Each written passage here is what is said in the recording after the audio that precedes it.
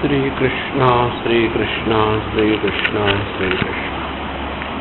गुरुर्ब्रह्मा गुरुर्विष्णु गुरुर्देवो महेश्वरः गुरु साक्षात् परं ब्रह्म तस्मै श्री गुरवे नमः। तस्मै श्री गुरवे नमः।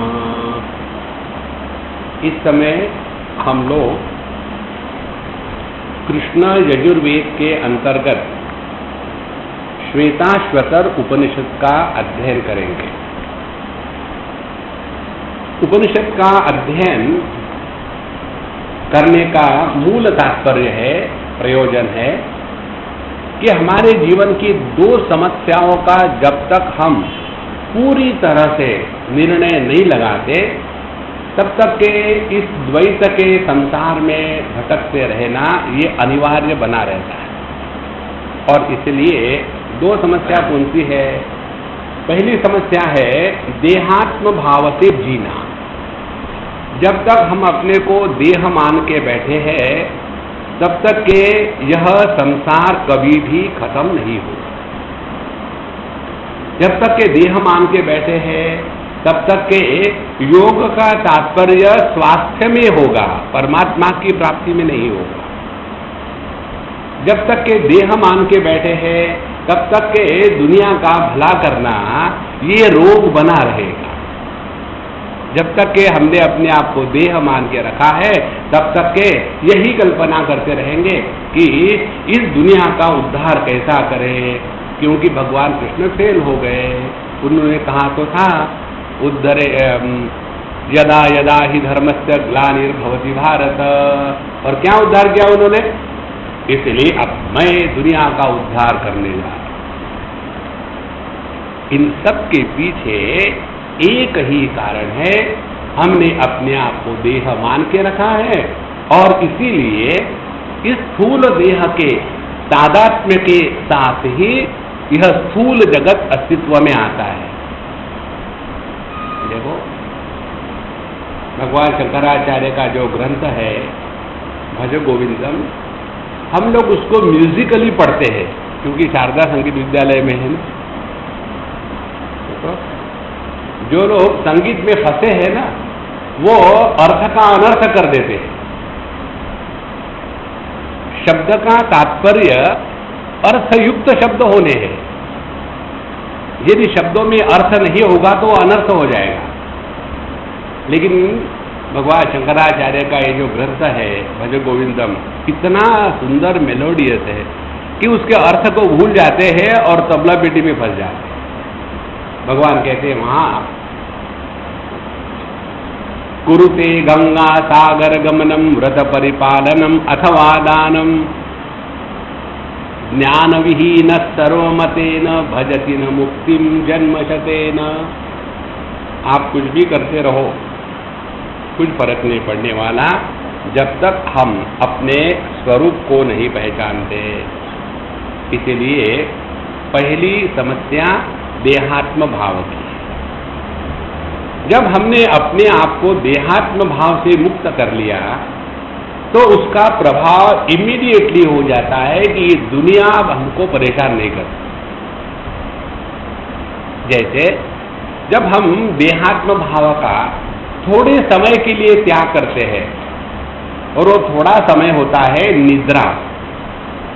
जब हम नींद में बैठे हैं और यह देहात्म भाव हमको परेशान नहीं करता तो उस समय हम संसार की सभी समस्या से मुक्त हो जाते हैं। लेकिन कब तक सोते रहेंगे? फिर जग गए तो फिर वही तम्बाकू वही चूना रगड़ते जाओ, खाते जाओ। और जब हमने देहात्म भाव का त्याग कर दिया तब समस्या खत्म नहीं हुई, दूसरी समस्या पैदा हो जाती। वो ये कि मैं पापी हूँ, मैं पुण्यात्मा हूँ, पहले मैं भोगी था अब मैं योगी हूँ, पहले मैं पाप कर्म करता था अब मैं पुण्य कर्म करता हूँ, पहले मैं नवसारी में था अब मैं अमेरिका में हूँ। मैं कभी खत्म नहीं होगा। और इस मय से हमको मुक्त होना है, और इस मय की मुक्ति के लिए उपनिषदों का अध्ययन और वेदांत चिंतन अनिवार्य है, उसमें दूसरा कोई ऑप्शन नहीं। और इसीलिए आप देखेंगे यहाँ इस श्वेताश्वतर उपनिषद की जो पहली संबंध भाष्य है, उस संबंध भाष्य में भगवान शंकराचार्य ने यह बहुत ही विस्तार से लाया हुआ है विषय, क्योंकि ये कृष्ण यजुर्वेद का ग्रंथ है, इसलिए इसका शांति पाठ उसी वेद के अनुसार है। अब आप सबको तो पता है ही, आपको मैं क्या बताऊं। ओम सहनाववतु सहनौ भुनक्तु सह वीर्यं करवावहै तेजस्विनावधीतमस्तु मा विद्विषावहै।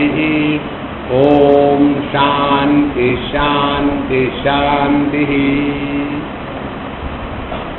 हमने पहले शांति पाठ किया। शांति पाठ किस लिए? अशांति को दबाने के लिए। अशांति कहाँ होती है? 3 स्थानों। एक तो होती है अस्थूल देह को, हमारे यूपी में स्थूल देह नहीं होता, अस्थूल देह।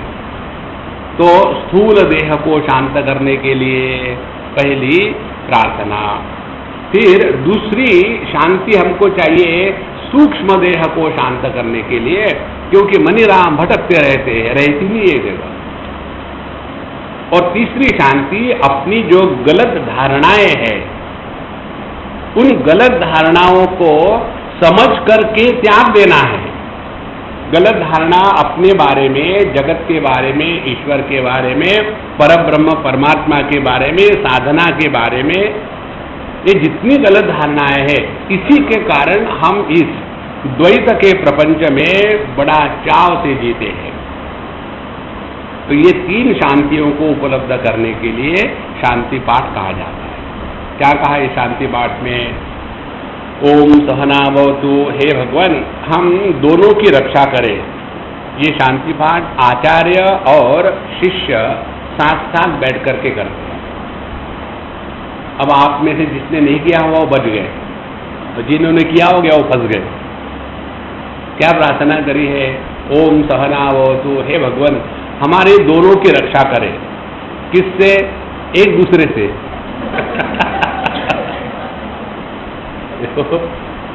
गुरु की रक्षा करे शिष्य से। कैसे? दुनिया भर के प्रश्न पूछते जाते हैं।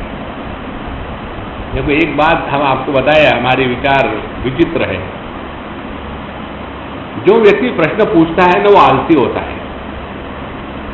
प्रश्न आपको है तो आप उसका उत्तर ढूंढ के निकालो, फिर आप काहे के लिए है? हमको तो डाइजेस्टेड फूड चाहिए ना, विचार थोड़ी करना है। कृपणा हाँ फल है दवा। अभी हम कोयंबटूर में थे तो वहाँ एक सज्जन आए, Swami ji I got a question. I said you can keep with yourself, I don't need anything. तो आचार्य की शिष्य से रक्षा होवे और शिष्य की आचार्य से रक्षा होवे। कैसी? आचार्यगण आकर के यदि शिष्य को प्रेम से, आदर से, समझदारी से नहीं सिखाएंगे और उसको कहेंगे अरे यार तुम बड़े बेवकूफ हो, तुमको कुछ आ ही नहीं सकता, तो पहले तो है ही कन्फर्मेशन हो जाएगा। इसलिए आचार्य के अंतःकरण में शिष्य के प्रति आदर की भावना और शिष्य के अंतःकरण में सीखने के लिए प्रयत्न करने की भावना, ये दोनों के साथ जब चलेंगे तब जाकर के एक दूसरे से हमारी रक्षा होगी। सहनौ भुनक्तु, क्योंकि भुनक्तु शब्द है, कई लोग इसको खाने के पहले कहते हैं। ये मंत्र खाने के पहले कहने का नहीं है, अध्ययन के पहले कहने का मंत्र। तो सहनौ भुनक्तु माने क्या? हम दोनों शिष्य और आचार्य इस अध्ययन में रुचि लेवे। ऐसे नहीं अरे बाप रे फिर शुरू करना है लेक्चर, हाँ सुना। हाँ एकदम पढ़ाने वाले को उत्साह हो और सुनने वाले को उत्साह हो। इसीलिए यहाँ हम लोग इतने सालों से पढ़ रहे हैं। इसमें किसी को भी अभी तक ये नहीं पूछा कि समझ में आया है, क्योंकि समझ में आ गया तो फिर मैं क्या करूँ। तो अच्छा है, बंदी मुठी सवाल आ गया। तो सहनो भुनक्तु, उसके बाद सहवीर्यम करवाव है। हम दोनों साथ साथ प्रयत्न करेंगे। प्रयत्न ये करेंगे कि पढ़ाने वाला सिंसियरली पढ़ावे। देखो, पढ़ाने का जो तत्व है उसके बारे में एक बात बताते आपको। दो प्रकार से उपनिषदों का अध्ययन करवाया जा सकता है।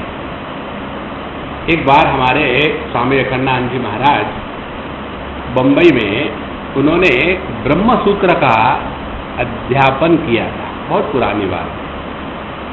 तो उस समय जो बड़े बड़े दिग्गज महात्मा थे ना, महामंडलेश्वर इत्यादि, वो महामंडलेश्वर नहीं थे, वो अखंड मंडलाकार थे। तो उन्होंने कहा कि महाराज जी, आप ये बंबई के पैसे के पीछे दौड़ने वाले लोगों को ब्रह्म सूत्र क्या पढ़ाएंगे?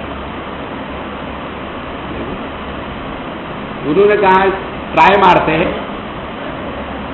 और जब उन्होंने ब्रह्म सूत्र का अध्यापन यहाँ कराया तो वही महात्मा लोग जो उनको कहते थे कि ये ब्रह्म सूत्र गृहस्थियों के दिमाग में कहाँ से जाएगा, कहने लगे कि अरे बाप रे, इसको कहते हैं पढ़ाना।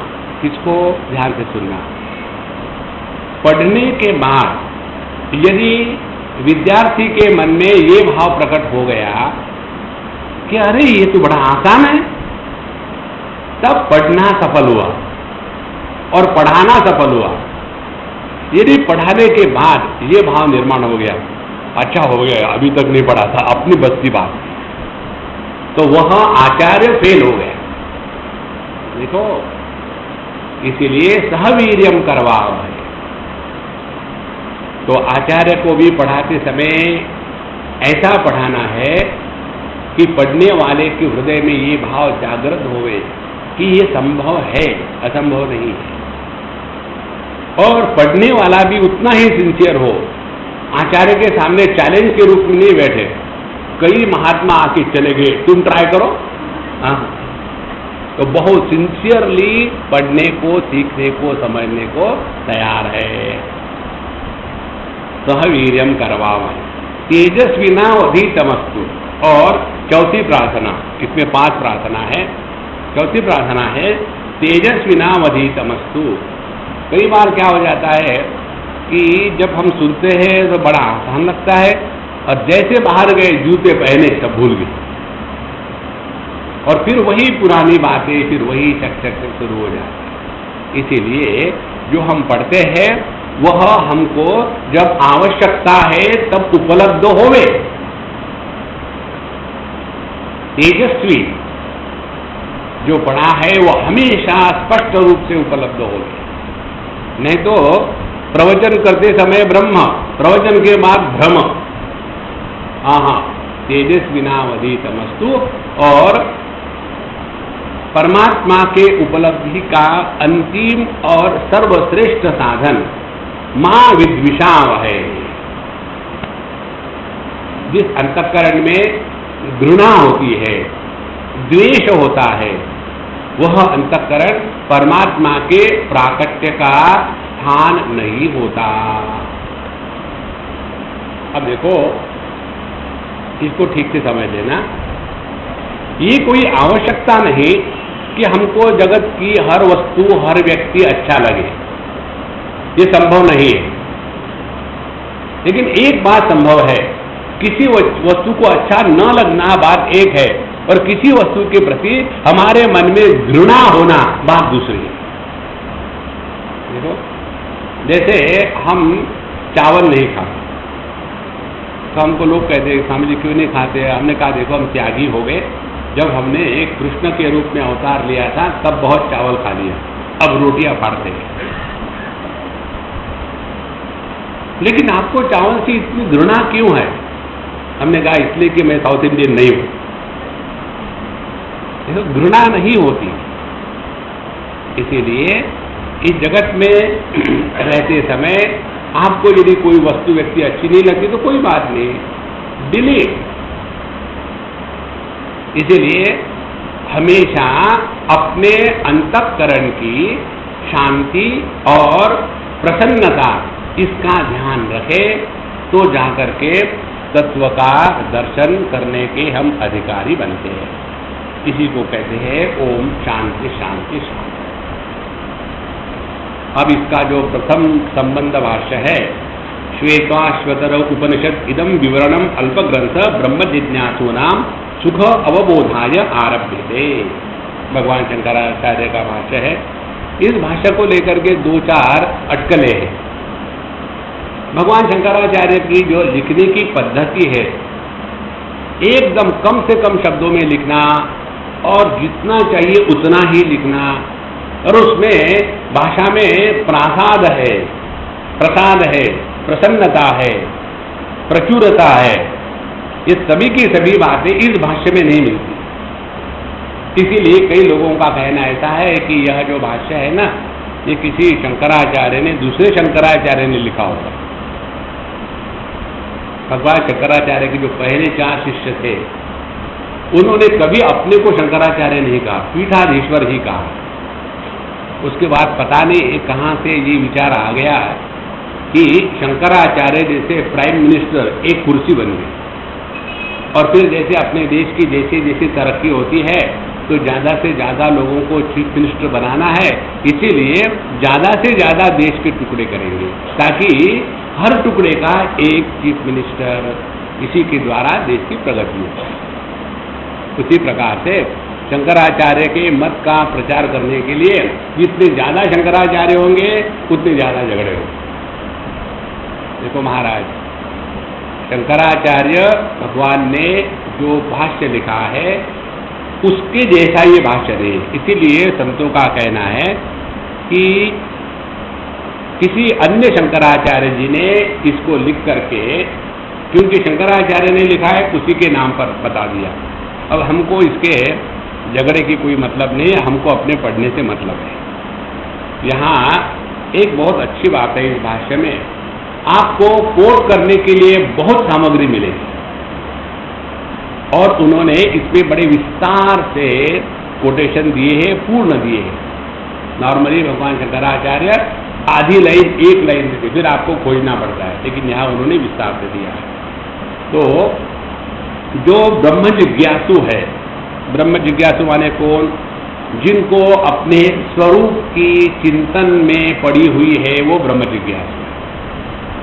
जिनको दुनिया का क्या है, कैसे है, क्यों है, ये दुनिया में टेररिज्म क्यों शुरू हो गया, ये जो डोमेस्टिक वायलेंस के लिए ये जो लॉ बनाया गवर्नमेंट ने, इसके द्वारा जिस आदमी पर अत्याचार हो रहा है उसके लिए तो कोई प्रावधान है ही नहीं, तो उसके लिए क्या करना चाहिए? हमको लोग आकर के पूछते हैं, इसलिए हम आपको बता रहे हैं। तो इसमें कोई मतलब नहीं। इसलिए ब्रह्म जिज्ञासु नाम सुख अवबोधाय, बड़े आसानी से इस तत्व को समझ सके, पहचान सके, इसलिए हम ग्रंथ प्रारंभ करते हैं। अब यहाँ का बात का जो वाक्य है बड़ा सुंदर है। चित् सदानंद अद्वितीय ब्रह्म स्वरूप अपि आत्मा स्व आश्रयया स्व विषय अविद्यया स्व अनुभवगम्या स आभासया प्रतिबद्ध स्वाभाविक अशेष पुरुषार्थ प्राप्त अशेष अनर्थ अविद्या परिकल्पिता इव एव साधनैः इष्ट प्राप्तिं च अपुरुषार्थं पुरुषार्थं मन्यमानः मोक्षार्थं अलभमानः मकरादिभिः इव रागादिभिः इतस्ततः समाकृष्यमानः सुरनरतिर्यग आदि प्रभेद भेद नाना योनिषि संचरन केनापि सुकृत कर्मणा ब्राह्मणम आदि अधिकारी शरीरम प्राप्त ईश्वरार्थम कर्म अनुष्ठानेन अपगत रागादि मनः अनित्यत्वादि दर्शनेन उत्पन्न इह अमुत्र भोग विरागः उपेत्य आचार्य द्वारेण वेदांत श्रवणादीनां अहम ब्रह्म अस्मि आत्म ब्रह्म तत्व अवगम्य निवृत्त अज्ञान तत्कार्य वीतशोको भवति। ये एक वाक्य था।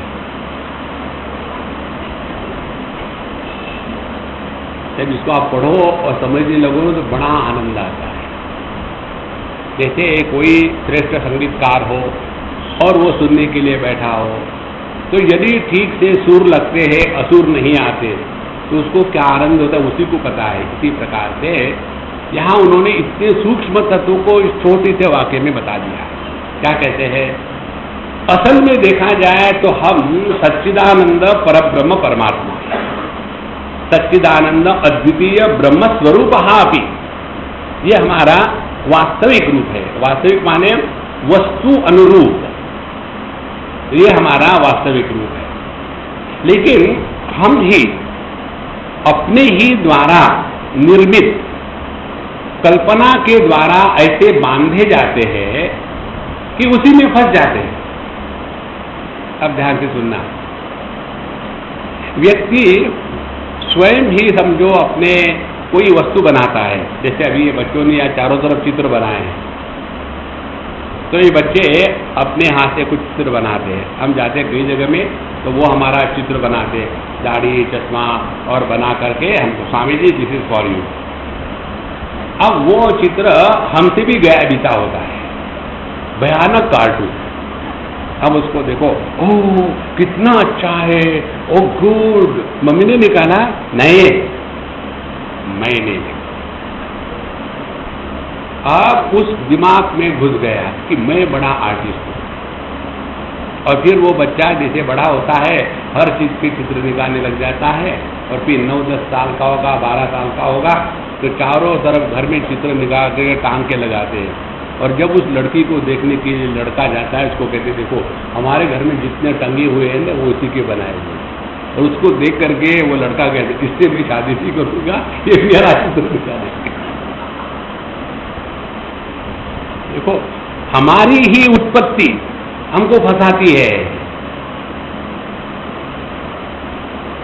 हम ही बनाते हैं सांबार या रसम, और उसके बाद भगवान को भोग चढ़ाने के पहले अपने को भोग चढ़ाते हैं, और लेने के बाद आहा बढ़िया बना, बढ़िया बना। और उसके बाद आहा मेरे जैसा तो कोई है ही नहीं। एक बार खाना खाता है आदमी, दूसरे बार किया।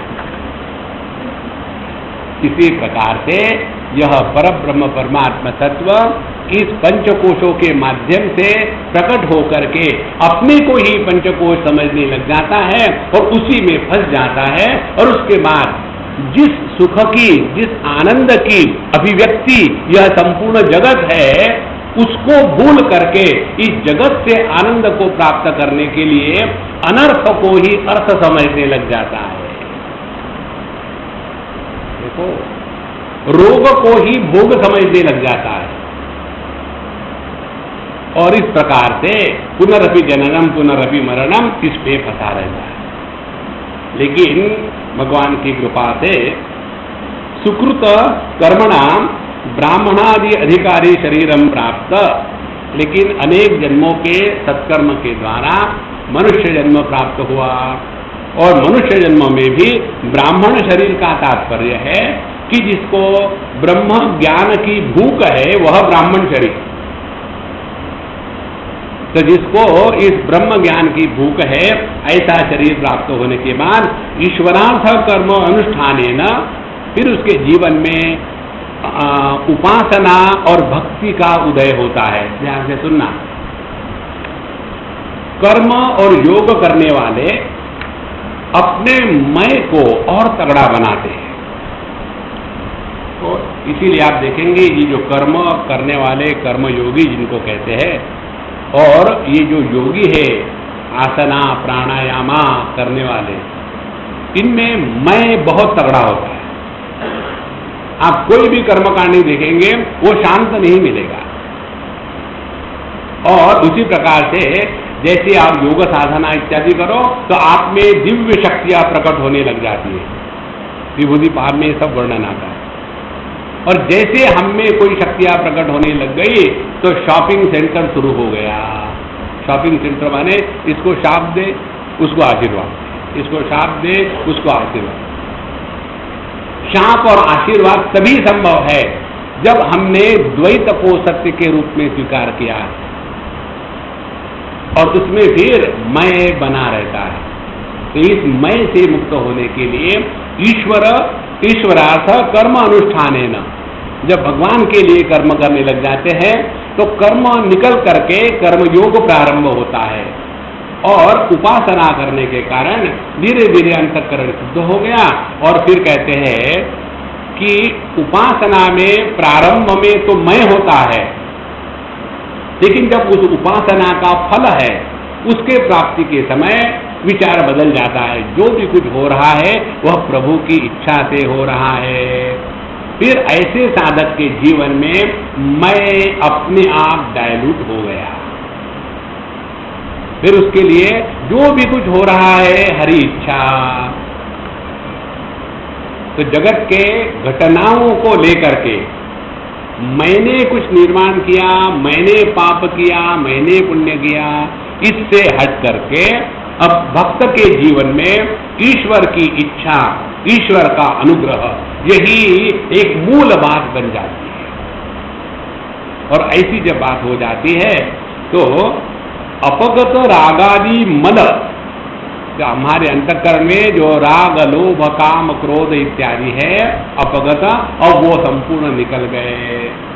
फिर उसके पश्चात एक विशेष बात होती है, कौन सी, कि फिर हमें तत्व की जिज्ञासा प्रकट हो जाती है।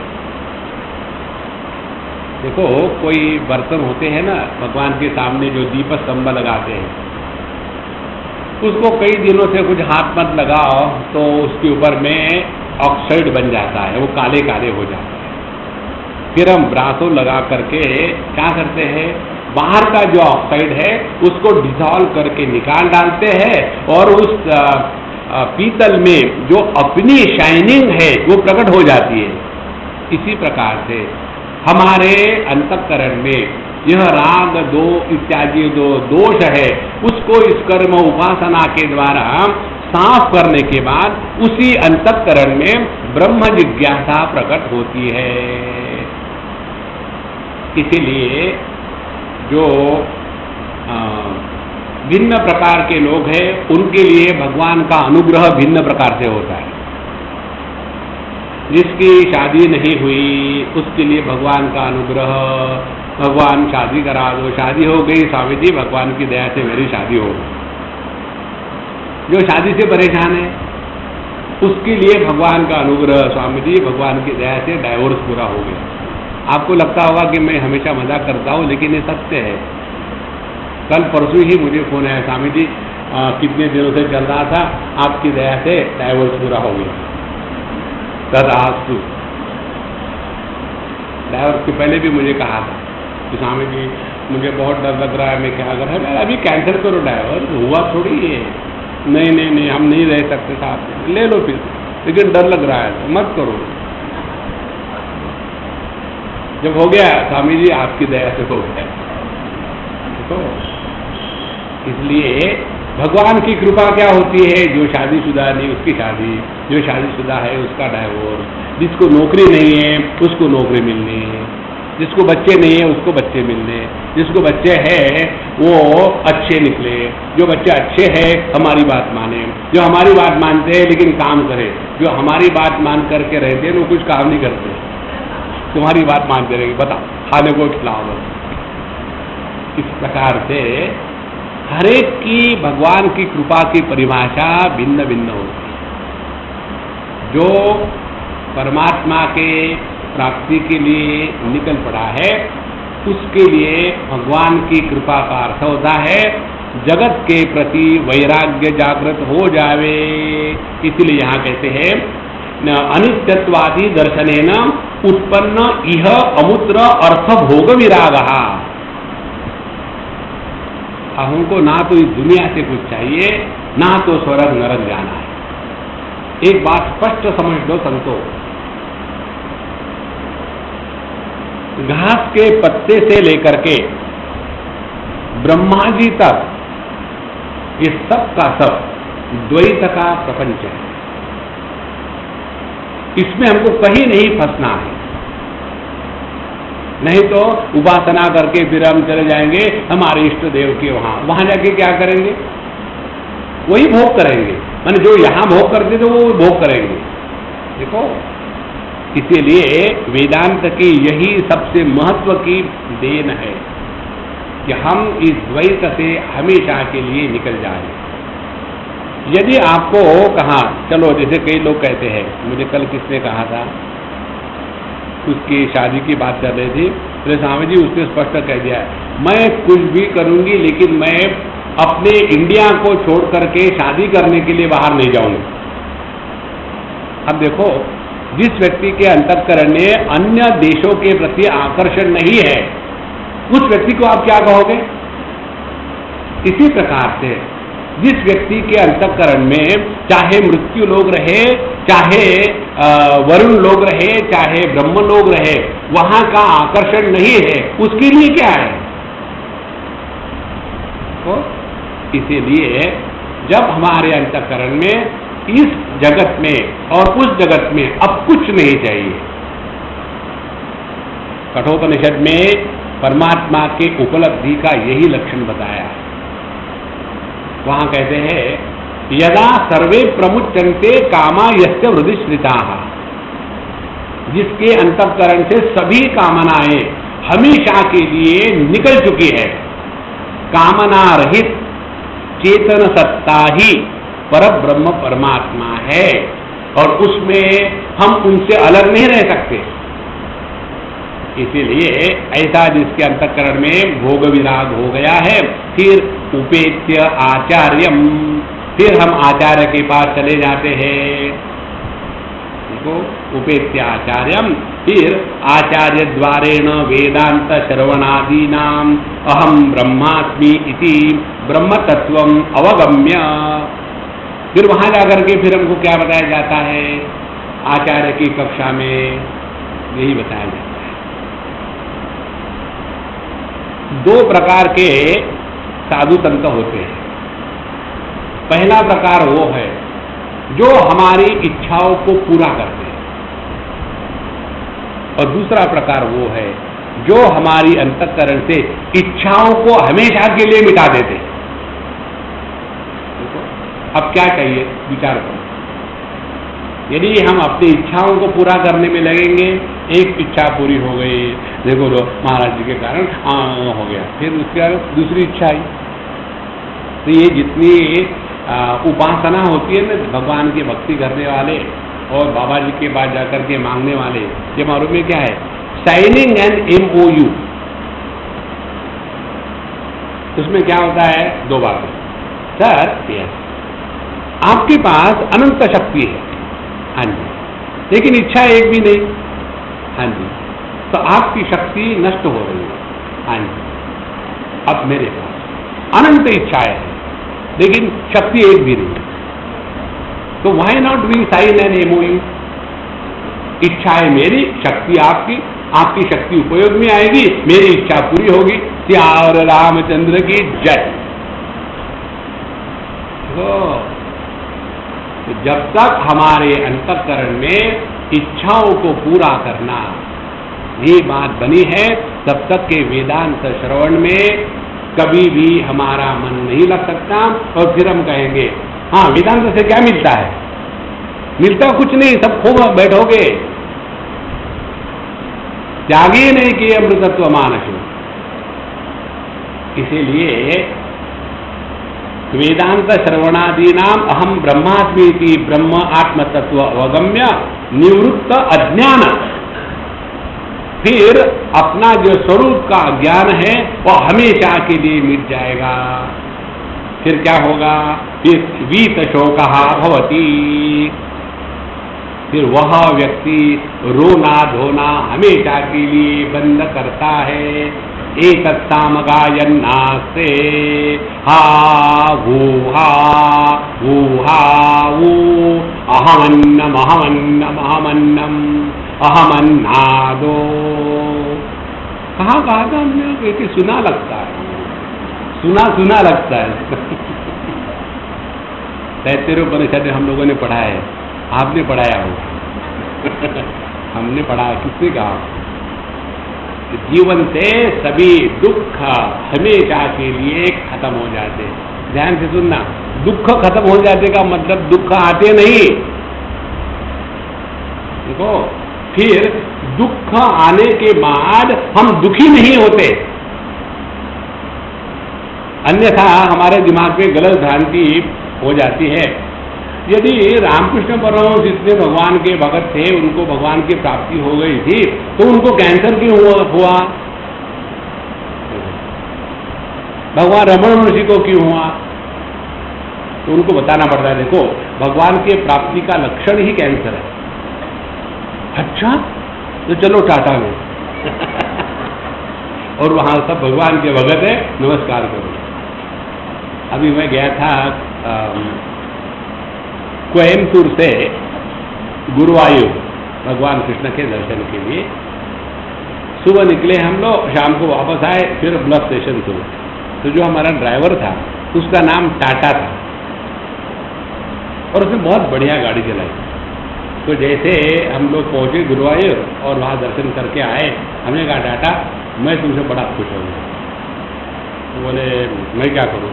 मैंने कहा कि मैं तुमको अच्छा और एक अच्छा नाम देता हूँ। तो क्या? बिरला। तो बोले ये तो मेरे भाई का नाम है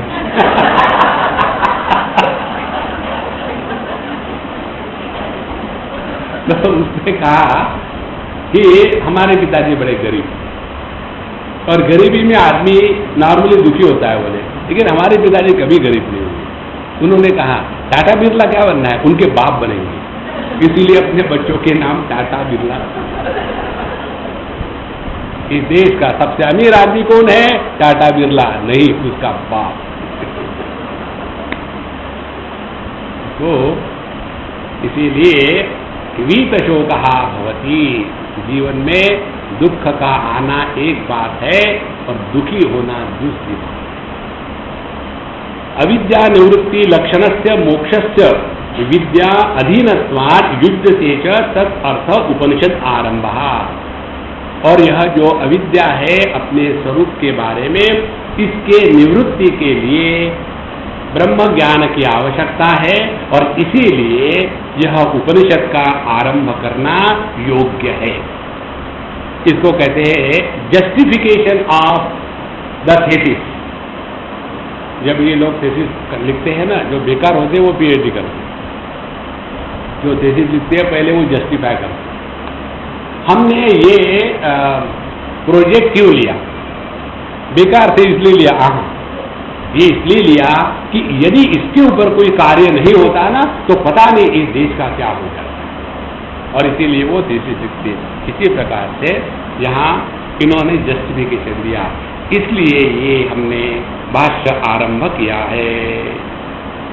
तथा तद विज्ञानात् अमृतत्वम तमेव विद्वान अमृत यह भवति नान्य पंथा विद्यते यनाय न चेदिह अवेदित महति विनष्टि यद एक विदुः अमृतादे भवन्ति किमिच्छन् तस्य कामाय शरीरम मनुष्यज्वरे तम विदित्वा न लिप्यते कर्मणा पापकेन तरति शोकम आत्मविद निचायतन मृत्युमुखात् प्रमुच्यते एतद्यो वेद निहितं गुहायां स्व अविद्या ग्रंथिं विकरति यः सौम्यो विद्यते हृदय ग्रंथि छिद्यन्ते सर्वसंशयाः क्षीयन्ते चास्य कर्माणि तस्मिन् दृष्टे परावरे यथा नद्यः चन्दमाना समुद्रे अस्तं गच्छन्ति नामरूपे विहाय तथा विद्वान् नामरूपात् विमुक्तः परात्परं पुरुषम् उपैति दिव्यम् सयो हवै तत्परमं ब्रह्म वेद ब्रह्मैव भवति सयो हवै तत् छायम अशरीरम अलोहितम शुभ्रम अक्षरम वेदयते यस्तु सौम्य स सर्वविद भवति तम वेद्यम पुरुषम वेद यथा मावो मृत्यु परिव्यथा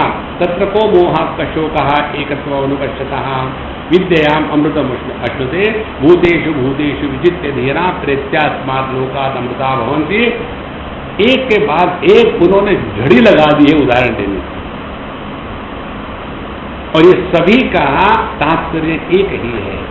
जैसे कहते हैं कि तम एव विद्वान अमृतः इह भवति, सबसे महत्व की बात ब्रह्म ज्ञान के क्षेत्र में है, हमको पोस्थमस रियलाइजेशन नहीं मिलता। मरने के बाद आप स्वर्ग में जाओगे, वहां जाके क्या करेंगे? फिर मरोगे और फिर यहां आ जाओगे। इसीलिए अमृत इह भवति, उसके बाद कहते हैं नान्य पंथा विद्यते जनाय, इसी उपनिषद में आएगा, इसके सिवा दूसरा कोई भी चारा नहीं है। ये बात अपने हृदय में जब उतरेगी ना, तब शास्त्रों के अध्ययन में अपने आप रस आने लग जाता है। और जितना हमारा शास्त्रों का अध्ययन सूक्ष्मता से चलेगा, उतना हम इस जगत से बड़े सूक्ष्मता से उपरत हो जाएंगे। ये मालूम है कैसा उदाहरण दिया जाए तो, इस मंत्र का तो हर एक आदमी पाठ करता है। ओम त्र्यंबकम यजामहे सुगंधिम पुष्टिवर्धनम उर्वारुकमिव बंधनात् मृत्योर्मुक्षीयमामृतात्। अब इसका अर्थ क्या है? इसका अर्थ ये है, जैसे कद्दू अपने पेड़ से अलग होते बिना ही अलग हो जाता है। देखो, कद्दू जैसे आम का फल पेड़ से टूट के गिर जाता है, वैसे कद्दू अपने मूल जो वेली है उससे अलग नहीं होता। इसी प्रकार से देह के माध्यम से ही प्रकट हो रहे हैं, फिर भी देह के द्वारा प्रभावित नहीं है। परिच्छिन्नता की उपाधि लेकर के घूम रहे हैं, लेकिन इस परिच्छिन्नता का प्रभाव इस पर नहीं है। वैसा हमारा होवे, ये उसका तात्पर्य। इसीलिए नान्य पंथा विद्यते जनाय, इसके सिवा दूसरा कोई भी मार्ग नहीं है। जब तक हम अपने स्वरूप को नहीं पहचानते, तब तक के पाप पुण्य धर्म अधर्म इसी में लगे रहेंगे, पूरा जीवन इसी में चला जाएगा। और जैसे जैसे हम अध्ययन करेंगे, उस पर चिंतन करेंगे, तो जैसे आम का फल या पानी में जो कमल की कली है, वो कैसे धीरे धीरे धीरे सूर्योदय के आने के बाद खुलती है, हमको पता तक नहीं चलता कैसे खुली है। या आम का फल जब पकता है तो पता भी नहीं चलता कब पका और कैसे गिरा। उसी प्रकार से यह ज्ञान की परिपक्वता जैसे जैसे बढ़ने लग जाती है, तो बिना किसी प्रयत्न से अपने आप जगत के प्रति, जगत के भोगों के प्रति और जगत के किसी भी वस्तु के प्रति अपने आप वैराग्य प्रकट हो जाता है। और जब वैराग्य प्रकट होता है ना, तो होना और न होना दोनों सामान्य है। इसी बात को भगवान श्री कृष्ण भगवद गीता में समता के द्वारा कहते हैं, समत्वम योग उच्यते। सुख दुखे समे कृत्वा, सुख और दुख समान कैसे होगा? देखो, ये वैसे ही होगा जैसे आंख के लिए लाल पीला समान है, माने आंख लाल रंग को भी प्रकाशित करती है और पीले रंग को भी प्रकाशित करती है, लेकिन दोनों के द्वारा प्रभावित नहीं है। जैसे मन के लिए सुख दुख दोनों समान है, क्योंकि मन ही सुख को प्रकाशित करता है और मन ही दुख को प्रकाशित करता है। उसी प्रकार से चेतन सत्ता के लिए जागृत, स्वप्न, सुषुप्ति, समाधि, ये चारों समान है। इसी चीज को यहां कहते हैं नान्य पंथा विद्यते जनाय। इसको स्वरूप से पहचाने मगर दूसरा कोई उपाय नहीं है। न चेत यह वेदित महती विनष्टि, केनोपनिषद में यही कहा है कि यदि हमने इसी जन्म में इस परमात्मा को आत्म स्वरूप से नहीं पहचाना, महती विनष्टि, हमने अपना सत्यानाश कर दिया है। ईशावास्य में भी आता है, असुर्या नामते लोका अंधेन तमसावृता तांस्ते प्रीत्या विगच्छन्ति ये केच आत्महनो जना। जो आत्महत्यारे है, उन्होंने इस जन्म में आकर के केवल असुर बन करके रह रहे हैं। असुर कौन है? असुसु प्राणेषु इंद्रियेषु ये रमन्ते थे। जो पूरा अपना जीवन केवल भोग में ही लगा रहे हैं और दूसरा जीवन में कुछ है ही नहीं, ऐसे इस मनुष्य जन्म का प्राप्त होने के बाद भी उसका कोई उपयोग नहीं किया, इसलिए वे आत्महत्यारे। किमिच्छन कस्य कामाय शरीर मनुष्य ज्वरे, ये बहुत महत्व का मंत्र है बृहदारण्यकोपनिषद का। इसी को लेकर के पंचदशीकार ने 7वां पूरा का पूरा अध्याय, उस पे 298 श्लोक लिखे इस एक मंत्र। आत्मानं चेत विजानीयात् अयम अस्मीति पुरुषः किमिच्छन कस्य कामाय शरीर मनुष्य ज्वरे। यदि अयम पुरुषः, यह जो जीव है, आत्मानं चेत विजानीयात्, यदि उसने अपने स्वरूप को पहचान लिया है तो किमिच्छन, क्या उसके अंतःकरण में इच्छा हो सकती है? कस्य कामाय, जब अंतःकरण में इच्छा है ही नहीं तो इच्छा करने वाला कहां से होगा? माने वहां जीव समाप्त हो गया, फिर शरीर मनुष्य ज्वरे, फिर वो देह को लेकर के क्यों मटकेगा? इसीलिए कोई भी ब्रह्म ज्ञानी इसकी फिक्र नहीं करता कि मेरा देह कहां पड़े। देखो कबीर जी महाराज कहते हैं, यदि काशी में जाकर के ही मरने के बाद मोक्ष मिलता है तो राम नाम तो एकदम डाइल्यूट हो गया। महत्व काशी का है कि राम नाम का, और इसीलिए उन्होंने इसी चीज को अड़के वो काशी में कभी नहीं रहे, वो नदी की उस पार चले गए, वहां रहे, और उन्होंने कहा कि चलो कौन आता है मुझे पकड़ के दिखाओ, कौन नरक में ले जाता है। देखो आत्मानं चेत विजानीयात् अयम अस्मीति पुरुषः किमिच्छन कस्य कामाय शरीरम अनुषज्वरे। इसीलिए जब तक के देहात्म भाव है, जीवात्म भाव है, तब तक के ही यह संसार है, और जो देहात्म भाव और जीवात्म भाव, इससे उपरत होने के लिए ही इस ब्रह्म ज्ञान का प्रयोजन है, इसके सिवा और दूसरा कोई मार्ग नहीं। तम विदित्वा न लिप्यते कर्मणा पापकेन। हमने एक बार इस स्वरूप को पहचान लिया, उसके लिए पाप पुण्य का कोई मतलब नहीं है। भगवद गीता के 18वें अध्याय में भगवान कहते हैं, यस्य नाहंकृतो भावः बुद्धि यस्य न लिप्यते हत्वापि स इमान लोकान न हंसी न निबध्यते। यदि हमने अपने स्वरूप को पहचान लिया है, जिसमें अहंकृतो भावः नास्ति, जिसमें मैं कर रहा हूं, यह कर्तृत्वाभिमान नहीं है, हत्वापि स इमान लोकान, तो पूरे दुनिया को मार डाले तो भी उसको पाप पुण्य नहीं लगता। देखो इसलिए तरति शोकम आत्मविद, जो आत्मविद है, जिसने अपने स्वरूप को पहचाना है, वही जगत के शोक मोह से पार चला जाता है।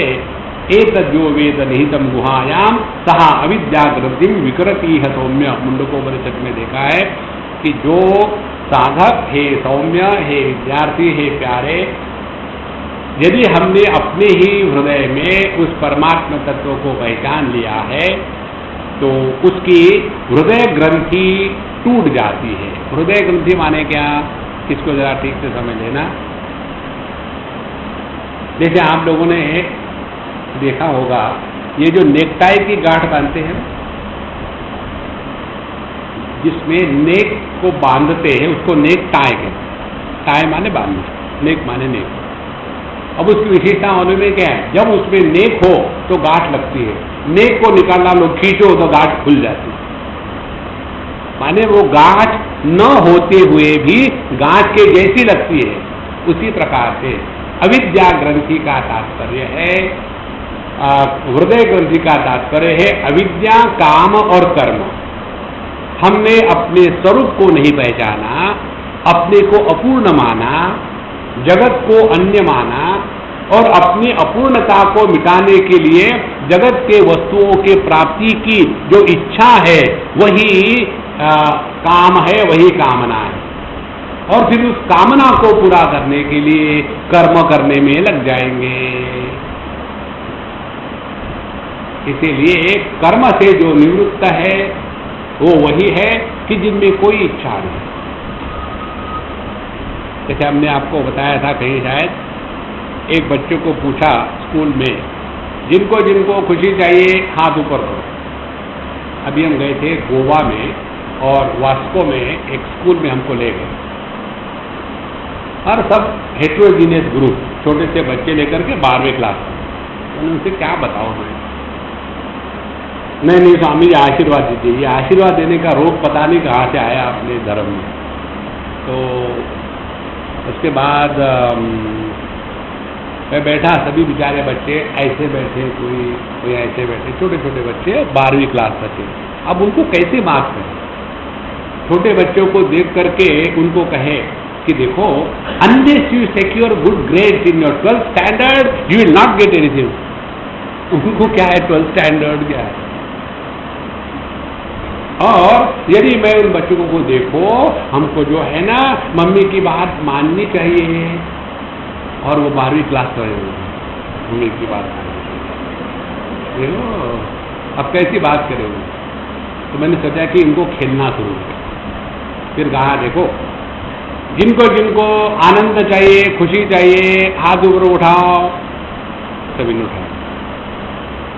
मैंने हाथ नीचे करो। इसमें से कोई ऐसा है क्या है कि जिसको खुशी आनंद नहीं चाहिए?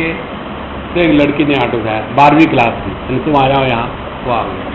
और एक लड़के ने, तुम भी इधर आ जाओ, दोनों आ गए। आप सबको लगा कि स्वामी जी इनकी धुनाई करने वाले हैं। मैंने कहा देखो, अब ये बता, खाना किसको लगता है जो भूखा है? ठीक बात है ना? प्यास किसको लगती है जो प्यासा है? आनंद की इच्छा किसको होती है जो दुखी है? तो आप सभी के सभी दुखी हो, और ये दो मेरे प्यारे बच्चे ये दुखी नहीं है। तो सब के सब no no no no Swami ji, we also don't नहीं। देखो क्यों हम इच्छा करते हैं?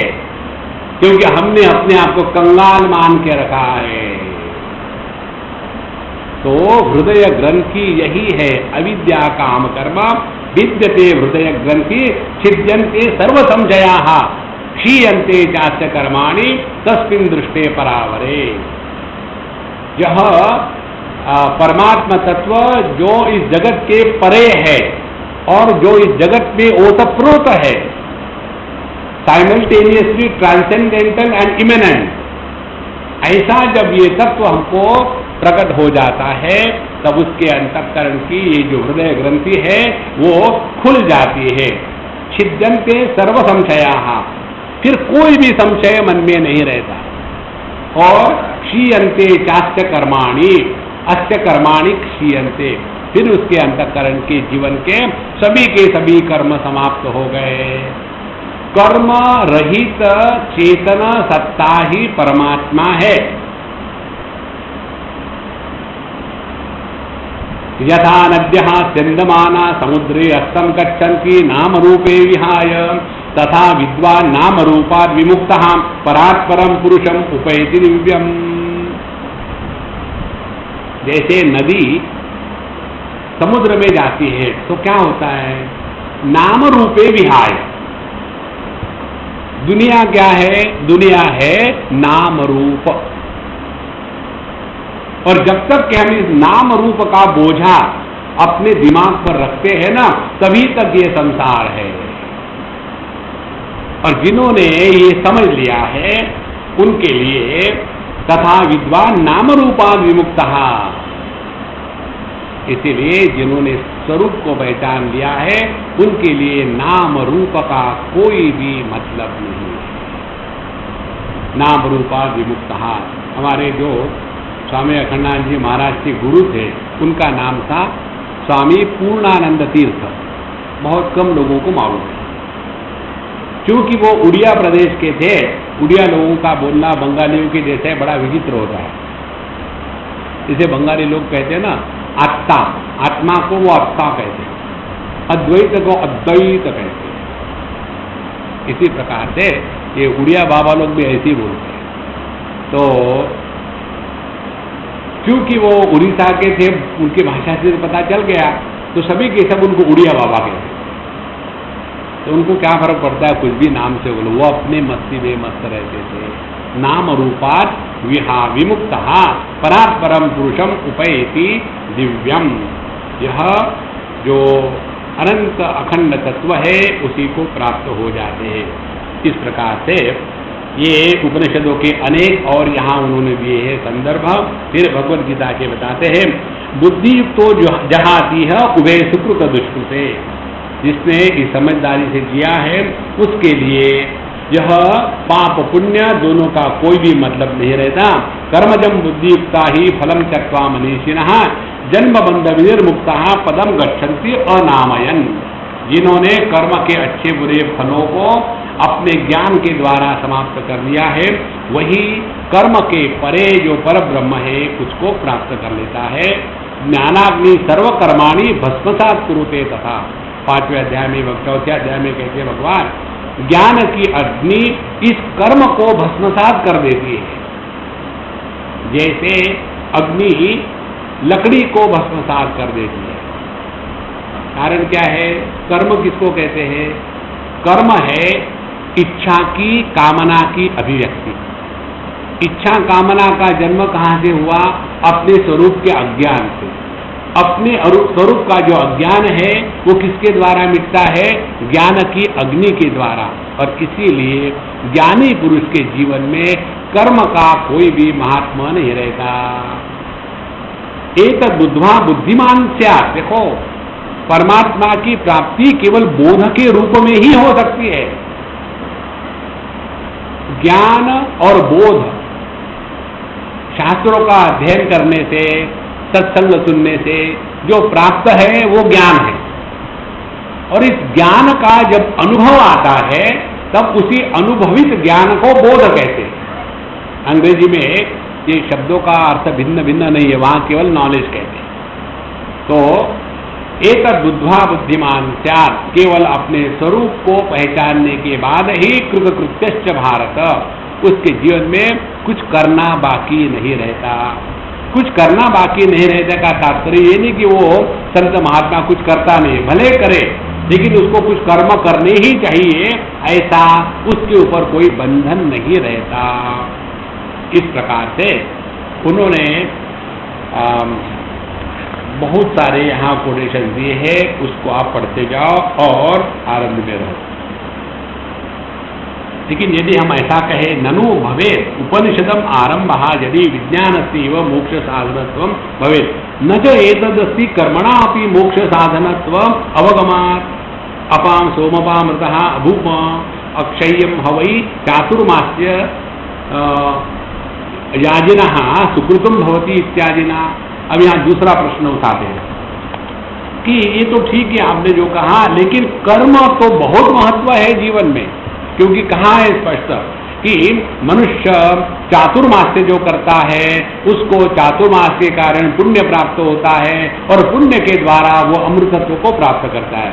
इसीलिए आप देखेंगे अनेक महात्मा चातुर्मास करते हैं। चातुर्मास में ये जो 4 महीने होते हैं बारिश के, उन दोनों में वो कहीं जा नहीं सकते, भटक नहीं सकते, तो फिर एक जगह बैठेंगे और कहेंगे यहाँ अमुक अमुक महात्मा का चातुर्मास लगा हुआ है। जैसे ग्रहण लगता है ना, चातुर्मास लगा हुआ है, बाहर एक बढ़िया बोर्ड लगा देंगे। और फिर चातुर्मास में फिर महात्मा जी बैठेंगे तो क्या करेंगे? फिर जाने के बाद फिर ठीक है, यहाँ एक ग्रंथ लगाते हैं, जैसे आज अमुक अमुक टाकीज में अमुक अमुक सिनेमा लगा है, वैसे वहाँ एक ग्रंथ लग गए। और लगने के बाद बस वहाँ जाकर के बैठेंगे। जिनको दिन भर काम नहीं है, घर में नौकर जाकर बहुत है, और अब क्या करें, जाऊं तो जाऊं कहाँ, चलो चातुर्मास है, तो वहां जाके बैठेंगे। महात्मा जी ट्राई करो, और फिर कहेंगे चातुर्मास करने के बाद अमृतत्व की प्राप्ति होती है, इसीलिए कर्म करना चाहिए। इनका मूल तात्पर्य कहने का ये है कि कर्म से ही मोक्ष होता है। इसीलिए अपाम सोमम अमृतः अभूम, और जब हम स्वर्ग में चले जाएंगे वहां सोमपान करेंगे और वहां हमको अमृतत्व की प्राप्ति होगी। देखो, शब्द का प्रयोग यदि संदर्भ रहित हो तो उससे अर्थ के स्थान पर अनर्थ निकलता है। शब्द वही रहता है, लेकिन किस संदर्भ में कहा है। यदि हम किसी बीमार आदमी को कहे कि देखो, ये जो है ना, इस घुटी को ऐसा रगड़ करके दूध में गाय का दूध होना चाहिए, काली गाय का सफेद दूध होना चाहिए, और फिर उसको जब पूर्णमासी होगी तो पूर्णमासी के प्रकाश में, चंद्र के प्रकाश में उसको ऐसा क्लॉकवाइज केवल 3.5 बार करना, ऐसा, ये है अमृत घटी। 3.5 बार करने से क्या होगा, प्रश्न मत पूछो, क्यों, मुझे क्यों मालूम है। एक बार मुझे किसी ने बताया तो 3.5 बार क्यों करते हैं। हमने कहा देखो, वो कुंडलिनी है ना, वो भी 3.5 होती है। हाँ, ये अच्छा मिला। और फिर उसको लेने के बाद तुमको अमृत प्राप्त हो गया। अब बीमार आदमी के लिए अमृत क्या होगा, दवाई। भूखे आदमी के लिए अमृत क्या होगा, खाना। देखो, जिसको जीवन में भोग करने को नहीं मिले उसके लिए अमृत क्या होगा, बस मैं जाकर के इन सबको मार डालूंगा, फिर मैं स्वर्ग में जाऊंगा। स्वर्ग में जाने के बाद वहां 7 लड़कियां लाइन से खड़ी है, सोमवार, मंगलवार, बुधवार। देखो, इसीलिए अमृत शब्द का अर्थ संदर्भ रहित होगा तो अनर्थ निकलता है। इसलिए महाराज, जो तुम कहते हो ना कि हम वहां अमृत पिएंगे, तो उसका अर्थ अमृत नहीं है। अमृत का अर्थ वेदांत के दृष्टि से सापेक्षता का अमृतत्व नहीं, बल्कि परमार्थ अमृतत्व। क्योंकि जो वस्तु कर्म से निर्माण होती है उसका प्रारंभ होता है, जिसका प्रारंभ होता है उसका अंत निश्चित है। केवल एक ही वस्तु का प्रारंभ नहीं है, और वो है अपना आपा। जो अपना आपा है वो निर्मित नहीं है किसी कर्म के द्वारा, किसी उपासना के द्वारा। इसीलिए न तो एतदस्ति श्रुति स्मृति विरोध न्यायाच्च विरोधाच्च। तुम जो कह रहे हैं ये बात गलत है, क्योंकि इसमें श्रुति स्मृति और न्याय युक्ति का कहीं भी संदर्भ नहीं है। तद यथा इह कर्मजितः लोकः क्षीयते एवं एवं अमुत्र पुण्यजितो लोकः क्षीयते। छांदोग्योपनिषद में कहा है, जैसे कर्म के द्वारा प्राप्त पितृलोक है और पुण्य के द्वारा प्राप्त देवलोक है, ये भी जैसे जैसे आपके कर्म का बैलेंस खत्म हो गया, क्षीयते, समाप्त हो जाता है। इसीलिए भगवान भगवद गीता में स्पष्ट कहते हैं, यामिमां पुष्पितां वाचम प्रवदन्ति अविपश्चितः वेदवादरता पार्थ नान्यदस्तीति वादिनः कामात्मानः स्वर्गपरा जन्म कर्म फलप्रदान क्रिया विशेष बहुलां भोगैश्वर्यं गतिं प्रति। जिनके अंतःकरण में कामनाओं का तूफान है, वही लोग अनेक प्रकार के यज्ञ पुण्य कर्म करके स्वर्ग में जाना चाहते हैं, और फिर वहां आपका बैलेंस खत्म हो गया। उसके बाद शीने लोके मर्त्यलोकम विशंति, फिर अपने घूम घाम करके चेंबूर में वापस आ गए। अब ऑल द प्लेसेस मुझे ये समझ में नहीं आता, मुंबई में चेंबूर का नाम चेंबूर क्यों रखा है। अच्छा, क्या फर्क पड़ता है आपने। तो इसीलिए कर्म कर्म कर्म ठीक है, up to a particular limit. तमेव विद्वान अमृत ह्य भवति नान्य पंथा न कर्मणा न प्रजया धने न त्यागे नैके अमृतत्व मामहि। हमने देखा है कैवल्योपनिषद में, अंतःकरण से यह कर्म इत्यादि का महत्व निकालना ही चाहिए।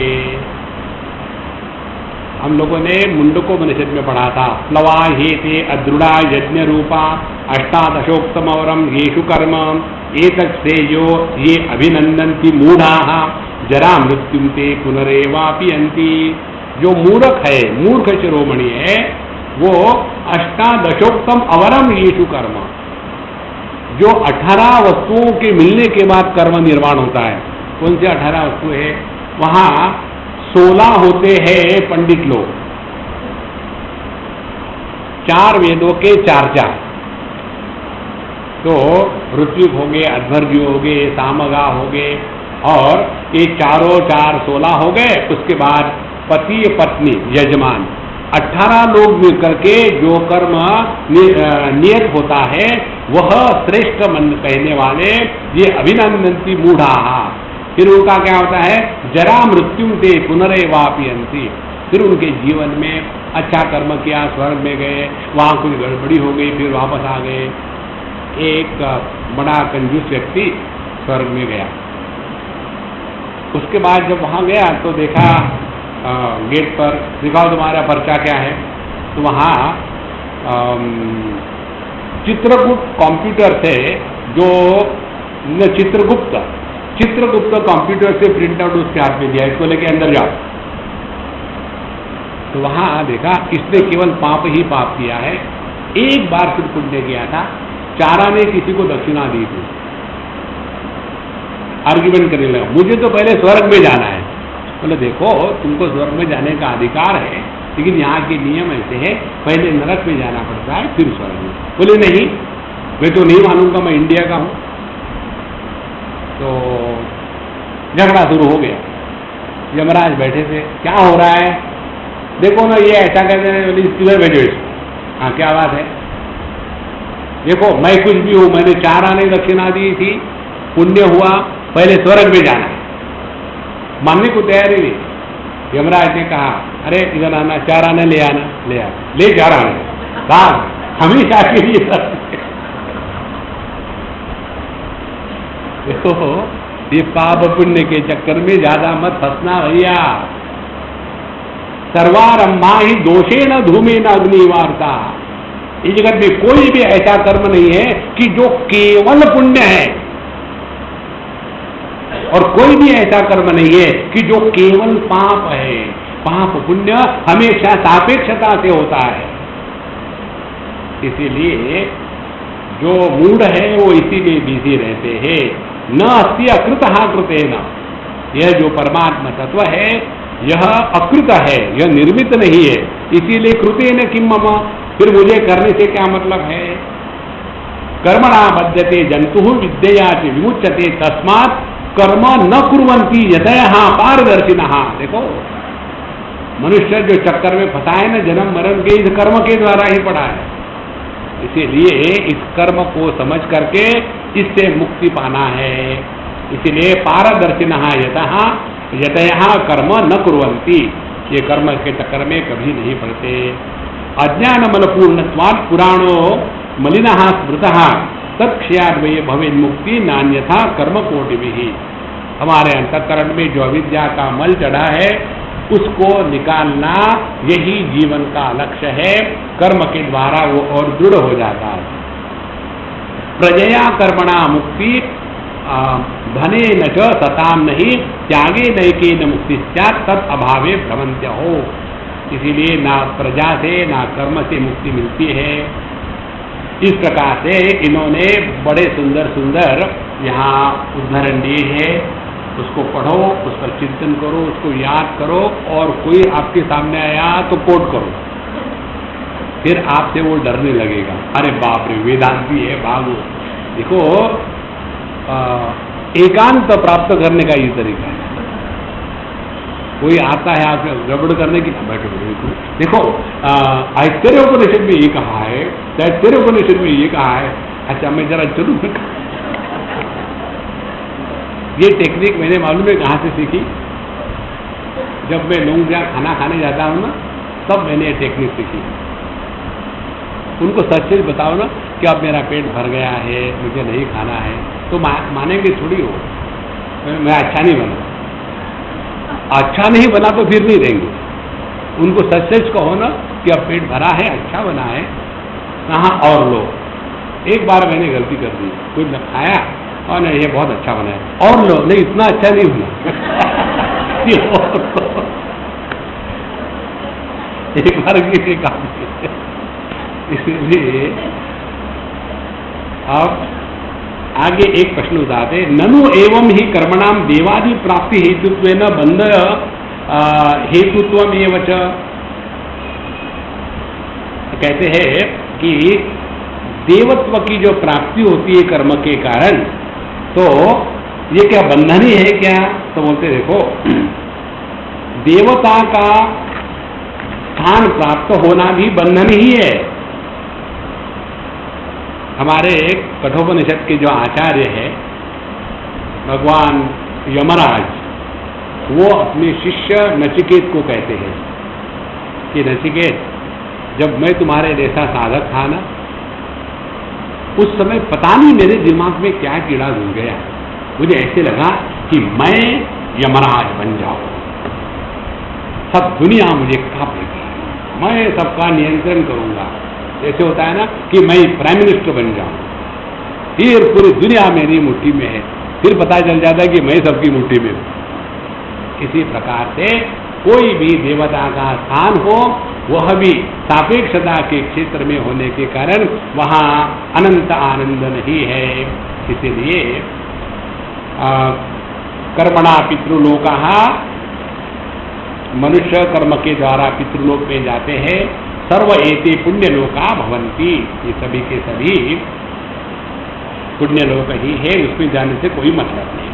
उसके पश्चात ऐसा होने के बाद फिर उपासना की बात ली है कि मनुष्य उपासना के द्वारा केवल अपने अंतःकरण को शुद्ध करके एकाग्र बनाना, यही उसका तात्पर्य है।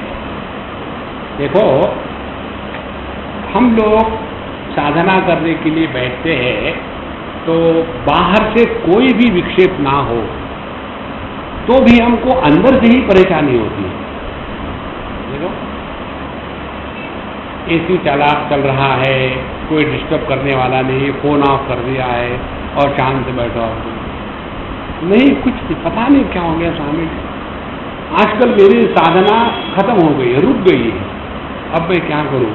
शुरू करो, कहीं स्विच ऑफ होगा, कहीं स्क्रू ढीला हो गया होगा, ट्राई करो। अब ये क्यों होता है?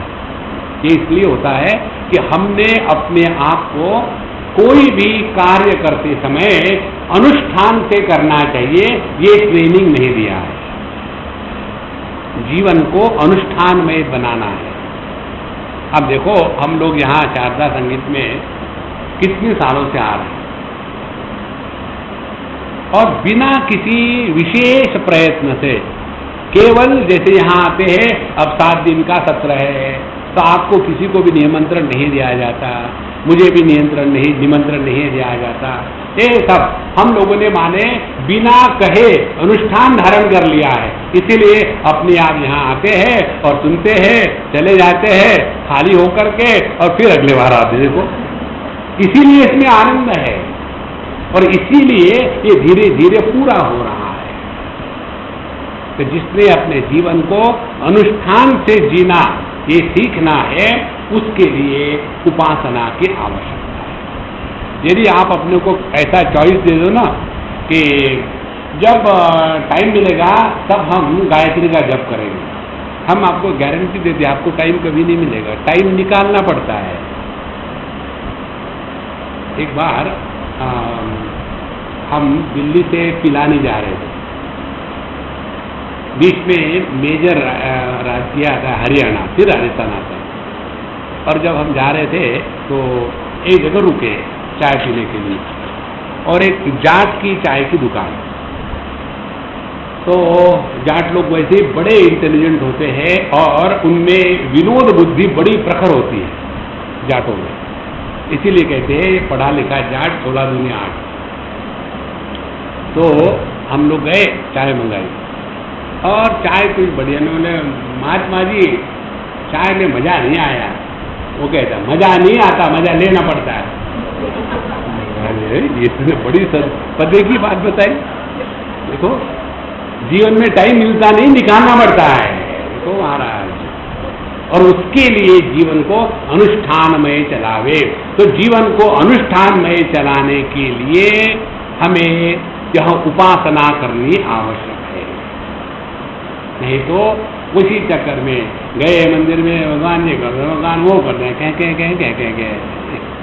इसी कारण से हम लोग, कई लोग हमको कहते स्वामी जी हमारी इच्छा है कि कुछ समय आकर के आपके साथ बैठे, कब आ जाए? कल मैं बड़ा थक के आया था, बिल्कुल मर के आया था, और दोपहर को मैंने सोने का ट्राई किया, नींद भी नहीं आ रही, तो उसने फोन आया, स्वामी जी आप क्या कर रहे हैं? मैं क्यों बताऊं? पता नहीं आपसे कैसी बात कर रहे, मत करो। नहीं, हम सोच रहे थे कि आकर के आपके साथ 10-15 मिनट बैठेंगे। हमने हाँ ये अच्छी बात करी, बिल्कुल मत आना, मैं घर में नहीं हूँ, मैं रोड पर हूँ, क्योंकि वहाँ आकर भी करेंगे क्या? हाँ स्वामी जी, हाँ क्या है, उसका क्या हुआ, इसका क्या हुआ, अब आपकी तबीयत कैसी है? अनावश्यक।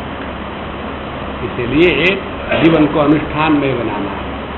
अपने जीवन में इतने समय तक हमको ध्यान करना है, पढ़ाई करनी है, जप करना है, रोज 2 बार नहाना है, सब आवश्यक है। तो जीवन में इस अनुष्ठान के द्वारा जब जीना शुरू कर दें तो हम अपने से परेशान नहीं होंगे। देखना, हम सबसे ज्यादा परेशान अपने आप से है, अन्य से नहीं है। और ये हम अपने से परेशान इसलिए होते हैं कि हमने अपने मनीराम को कभी ठिकाने पर लगाने का अभ्यास नहीं किया। इसको आप करके देखो, जब शुरू कर दो ओम नमः शिवाय, ओम नमः शिवाय, 2-4 बार के बाद आपकी दूसरी विंडो खुल जाएगी। ये विंडो 98 नहीं, ये विंडो इंफिनिट है। एक शुरू कर दो ओम नमः शिवाय, ओम नमः शिवाय, आगे पाप आ गया है, वो उसका क्या हुआ तो उसके सामने क्या, तीसरी विंडो खुल जाएगी, और फिर आप खिड़कियों में झांकते रहोगे, ये विंडो देखी थी, वो विंडो।